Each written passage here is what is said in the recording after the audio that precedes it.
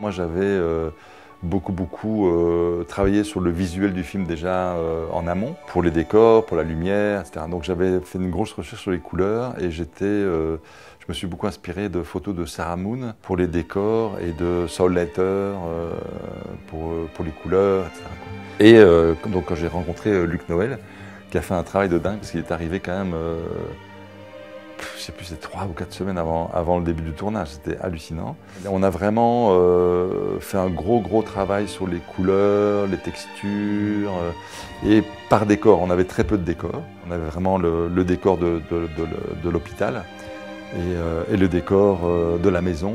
On a travaillé aussi avec Britt Anger, donc une chef costumière flamande qui a très bien compris les enjeux. Donc on a fait vraiment une recherche costume, couleurs, décor. Et peu à peu, en fait, au fur et à mesure de l'élaboration du film, le film s'est épuré.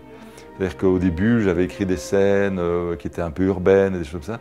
Et puis je me suis dit, quand j'ai vu le décor de la cellule avec la forêt, et je me suis dit non, il faut que de la forêt, il faut qu'on voit rien. Et on ne voit jamais un figurant, il n'y a jamais personne d'autre que les personnages du film dans le film. Et ça renforce le côté conte, onirique, un peu conte de Grimm comme ça, où les personnages sont que dans la forêt. Et il y a la cellule de la maman, l'asile psychiatrique, et puis la maison de Madeleine, et puis c'est tout. Puis après il y a le lac au bord de la forêt, tout se passe comme ça, comme dans l'imaginaire de la maman, parce que toute cette histoire se passe dans sa tête. Je voulais mélanger toutes les techniques en fait. Donc il y avait les VFX de Mark Willy, les trucs mécaniques au plateau, les trucs d'animation, plus le petit film de Regina Pessoa. Donc tout ça, j'ai voulu vraiment le préparer avant pour savoir exactement quelle méthode je devais utiliser pour chaque type de plan, quoi. Et tout ça, on a préparé en amont. J'ai d'abord préparé tout seul, puis j'ai passé une semaine avec l'accessoiriste.